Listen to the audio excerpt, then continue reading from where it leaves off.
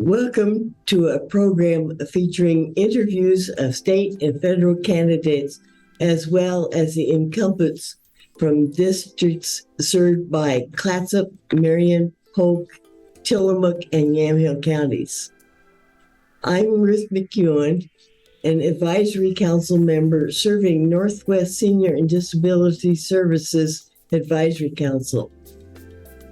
I want to welcome candidates, incumbents, and advisory council members to the 2022 Candidate Forum, which is sponsored by our Senior Advisory Council and our Disability Services Advisory Council. Northwest Senior and Disability Service is a local governmental organization that provides Medicaid, Oregon Project Independence, Older Americans Act, and grants-funded programs. The mission of the Northwest Senior and Disability Services is to promote dignity, independence, and health, honor choice, and empower people. The assistance and support we provide consumers include information and assistance, in-home and community-based services, and financial and medical help, meal sites and home-delivered meals, option counseling, adult protective services, Medicare counseling, peer mentoring, money management, as well as health and wellness programs. Because of the number of state legislative districts that our service area covers, we have invited a large number of candidates to be interviewed. Each candidate has been given information on the format used in these interviews. Each candidate will be introduced by a member of the advisory councils. Then each candidate will have the opportunity to answer questions which will be timed. That way you, the viewer, can compare apples to apples. We thank these candidates for their willingness to share their views about services for Oregon seniors and people with disabilities. Hi, my name is Stephen Meneses. I'm a volunteer with Senior Advisory Council at Northwest Senior Disability Services. Today I'm interviewing Logan Laddie. He is a Democratic Independent and Progressive candidate for Congress, House District 32. We'll be asking questions related to seniors and people with disabilities. Welcome, Logan. I thank you for sharing your time. Of course. Thank you so much, Stephen. I really appreciate what y'all do at Northwest Senior Disability Services, and I'm looking forward to sharing our vision for the future in Oregon. Thank you so much.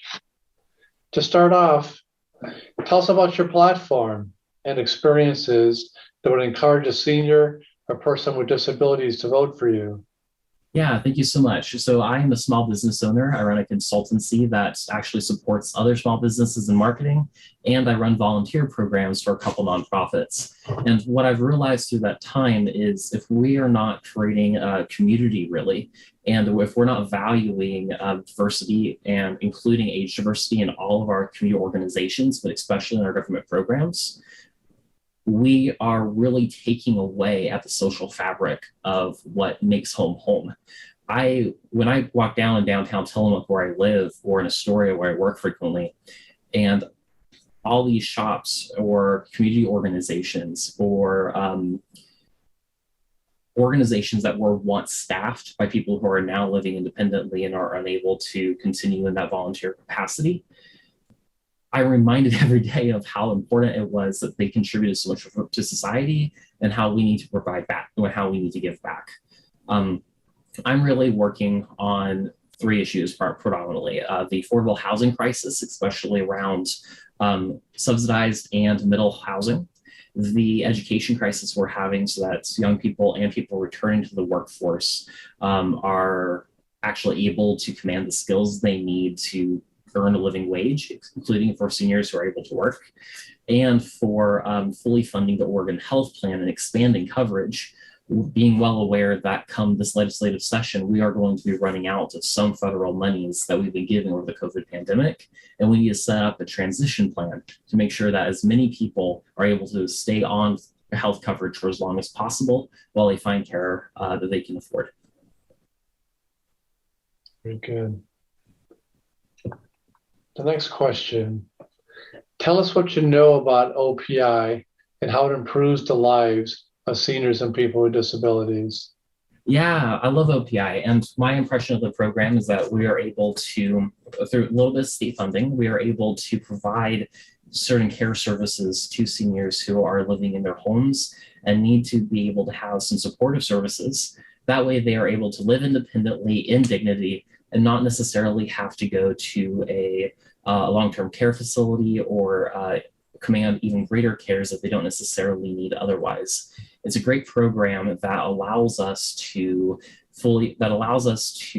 do two things. One, protect the dignity of the people we love, and two, it's a great fiscal mechanism also because it saves dramatically more money for the taxpayer than it is if we moved everyone into a fully managed facility. We live in my North Coast in Oregon. We live in an area that we recently had care homes close, and programs like OPI that are able to encourage people to live on their own if they're able to. Those are in vital demand right now because we lack so much care capacity in the other formats. OPI needs to be protected, especially at a budgetary level when time and time again people are proposing cuts because it is what keeps our communities whole.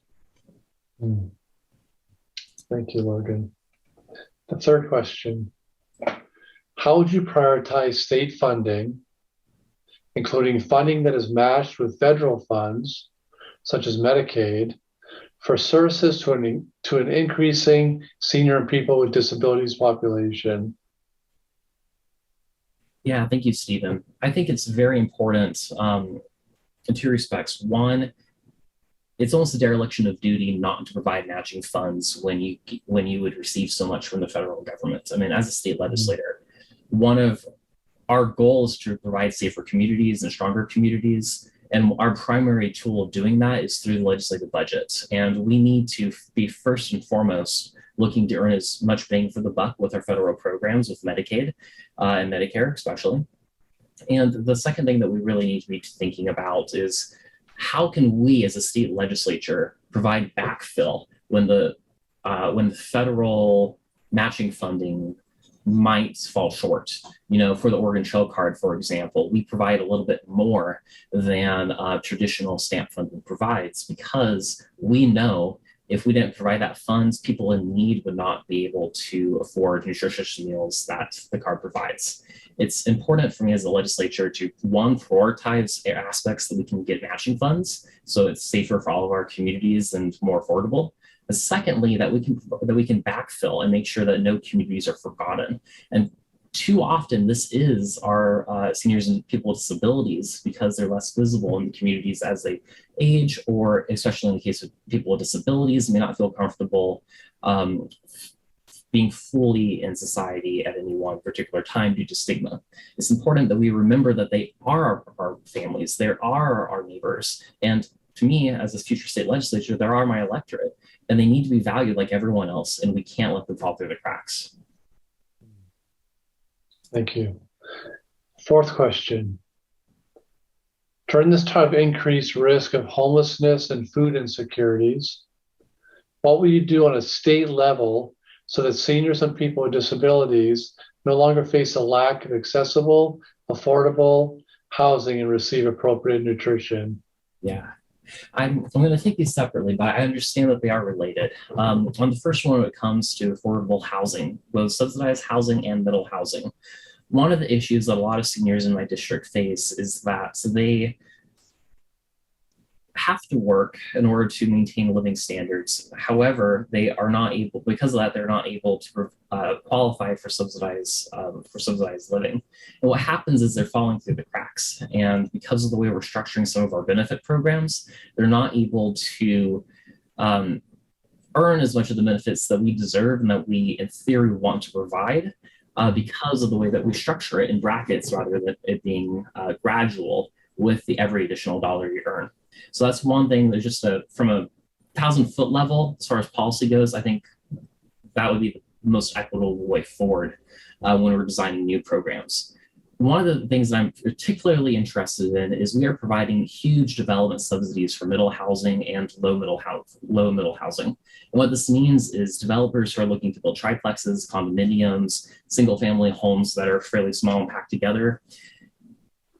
Because on the North Coast, where our housing demand is so high, people who would normally go for a luxury home are willing to live in a condominium because it puts them right next to the coast.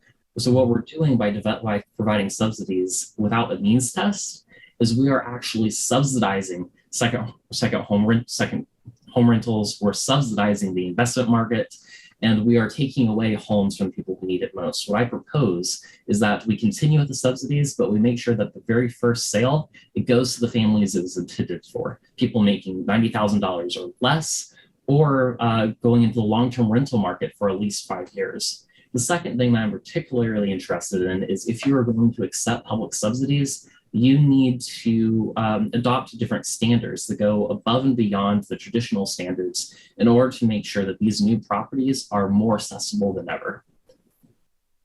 For food security, I'm particularly interested in ways that we can improve our food supply chain infrastructure so that we can get more organic and more local produce to the people in our communities. Because right now, a lot of it is coming from out of the area, or is it quality, or seniors who are particularly sensitive to certain toxins are fairly concerned about the fresh produce that they want to eat, and they'd much rather eat locally sourced produce. We just need to build up the infrastructure to allow it to come to them in their meals program. Okay. Last question. What would you do as a legislator to address the behavioral health issues that have been brought on by health issues and isolation related to the pandemic? Yeah. It's been a very difficult time for everyone, but especially people who are homebound. And one of the solutions that I'm proposing is very tangible. We lack behavioral health specialists chronically throughout the states, but especially people who are able to do home calls and to have the capacity to do wellness checks. This is because, quite frankly, we have a gap in our education system compared to other states for training therapists. And what I propose and what I'll fight for in the state legislature is a tier associate's degree in behavioral crisis response, so that we are able to start staffing up this sector and allow people who just coming out of school or who want to retrain and say, let's go back and let's provide intermediary services that don't necessarily need a full-on master's degree in psychotherapy, but at the same time provide wellness checks that a police officer might rather not do and would much rather be focusing on more severe criminal cases. This would allow us to build up our entire mental health capacity and provide a career ladder to new people in the field so that when they want to become a full-on licensed therapist, they can do so. And we can start to really staff up our 988 programs for suicide behavioral health call line that just passed the state legislature and was implemented a few weeks ago. I'm really excited because the time is now, the sentiment is there politically in Oregon in the state legislature. It's just time to get the basics right and start to address the supply crisis. Well, Logan, thank you so much for answering some of these difficult questions and spending a portion of your day advocating for seniors and people with disabilities, and just giving us the gift of your time. So again, this is Logan Lady, don't worry about it. Lady. He is running for House District 32 as a Democrat Independent Progressive candidate. Thank you so much.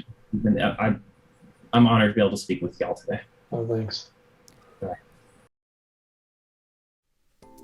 I want to thank the candidates on behalf of the members of the Senior Advisory Council and the Disability Services Advisory Council of Northwest Senior and Disability Services for attending our candidate interviews. Copies of the interviews can be checked out from Northwest Senior and Disability Services by calling 5 304 3451. Again, that number is 503 304 3451. We hope the information that has been provided will help you make informed choices when you vote. The opinions expressed here are not endorsed by Northwest Senior and Disability Services.